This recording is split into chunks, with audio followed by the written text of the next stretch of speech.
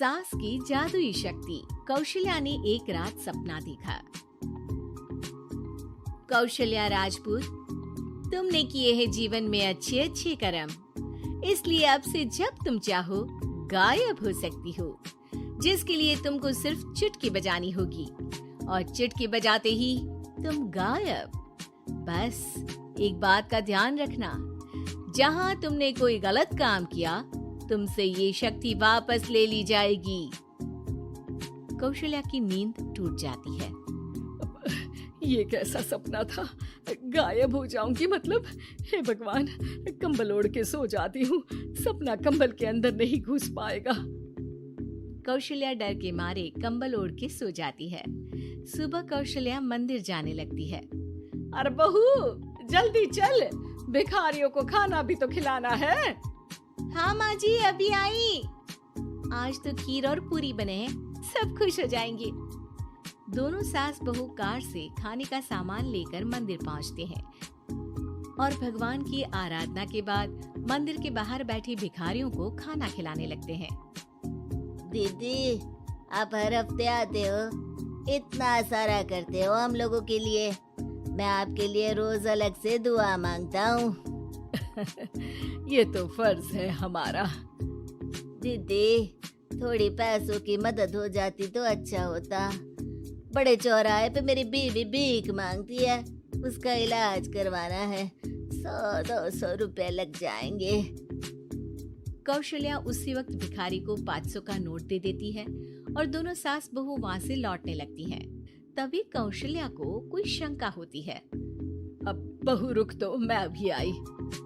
कौशल्या वापस वहीं जाती है तो देखती है कि भिखारी वहाँ है ही नहीं। कौशल्या को रात का सपना याद आता है। वो चुटकी बजा के गायब हो जाती है और सीधे भिखारी के पास पहुँचती है, पर भिखारी को वो दिखाई नहीं देती।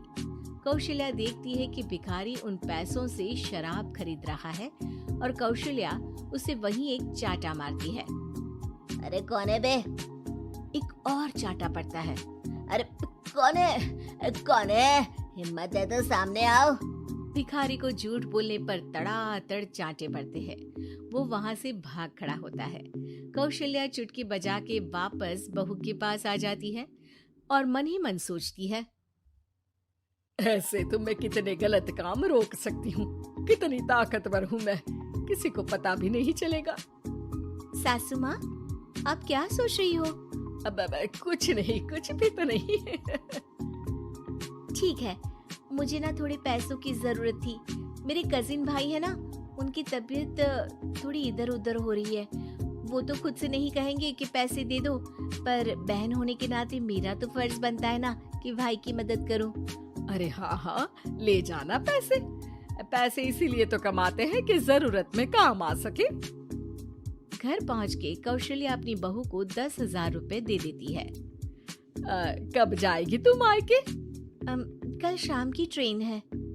दोनों काम में लग जाती हैं। तभी काम वाली दीदी वहाँ आती है। आज ना मैं आप लोगों के लिए पनीर बनाऊंगी। ठीक है, मंगवा लेती हूँ पनीर। पड़ोस की दुकान वाला पनीर दे जाता है और काम वाली बाई पनीर से रेसिपी बनाने लगती है। आज अपनी सुपर पावर काम वाली बाई पे ट्राई करती हूँ, देखूं तो सही किचन में करती क्या है ये। सास चुटकी बजा के गायब हो जाती है और किचन में पहुँचती है। बाई को खबर भी नहीं है कि कौशल्या भी किचन में ही है। आज तो मैं भी पनीर की सब्जी बनाऊंगी रात को अपने घर, और थोड़ा सा घी भी रख लेती हूँ। वैसे भी कौशल्या बुढ़िया खा खा के मोटी हो गई है। कौशल्या बाई की चोरी पकड़ लेती है और गुस्से में बाई की चोटी ऊपर उठा देती है। बाई को समझ भी नहीं आता कि उसकी चोटी खड़ी कैसे हो गई। वो डर के मारे चीख पड़ती है। बहू भागते हुए किचन में आती है। अरे क्या हुआ? ये तुम्हारी चोटी खड़ी कैसे है? करंट लग गया है क्या?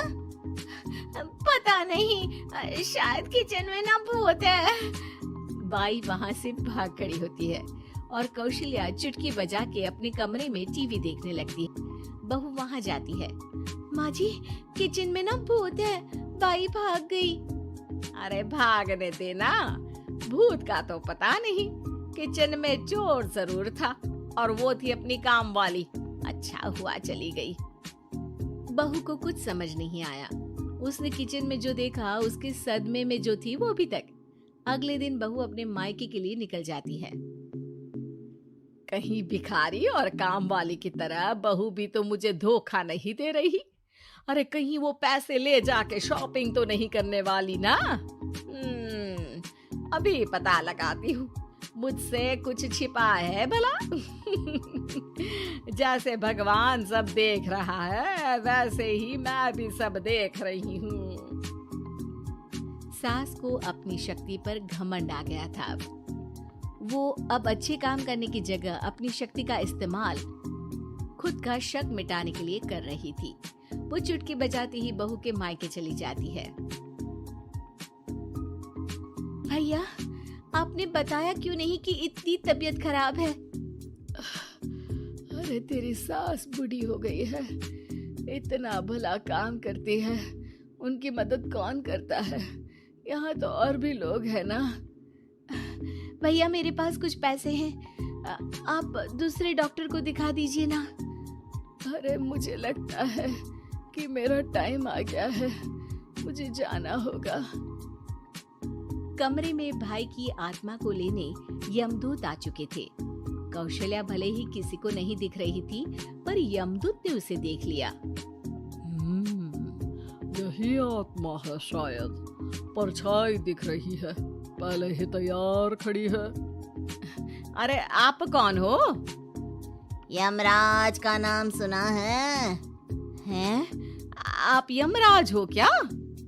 नहीं, हम उनके यहाँ जॉब करते हैं, आत्मा उठा के ले जाते हैं डिलीवरी वाले।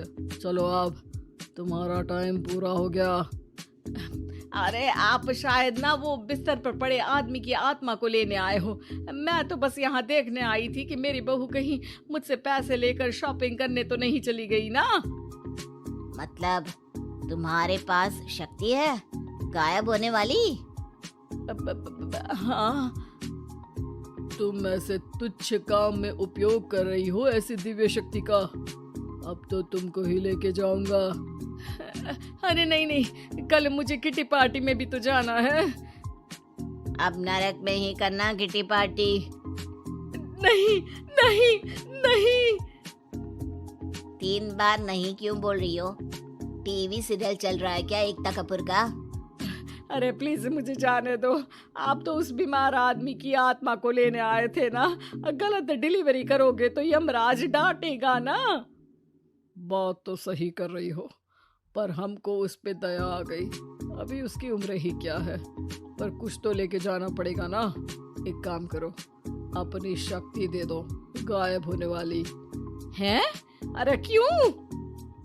तुम पृथ्वी लोक का भ्रष्टाचार रोक सकती थी, चोरी रोक सकती थी, अरे कोरोना रोक सकती थी, पर तुमने अपनी बहू की जासूसी करना शुरू कर दिया।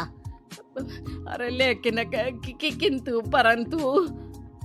यमदूत सास की शक्ति लेके वापस चले जाते हैं। कौशल्या की परछाई हवा से नीचे गिरती है और जमीन पे आते आते कौशल्या का शरीर सामने आ जाता है। अरे लग गई, कितने ऊपर से फेंका। माँ जी, आप यहाँ ऊपर से कैसे गिरी? अरे समदन जी, आप अचानक कमरे में। सब घबरा जाते हैं। सास बहू को सारी बात बता देती है। ये लो आपके 10,000 रुपए। आपको मुझ पे इतना भी भरोसा नहीं है? अरे बहन, मुझे दर्द नहीं हो रहा है, अब अचानक से सब अच्छा होने लगा है। अरे तो फिर बिस्तर से उठ जाओ और मुझे लेटने दो। गिरी हूँ ऊपर से तो पूरा बदन दुख रहा है। भाई को तो यमदूत ठीक करके जाते हैं, पर कौशल्या देवी दर्द के मारे बिस्तर पर आ जाती हैं।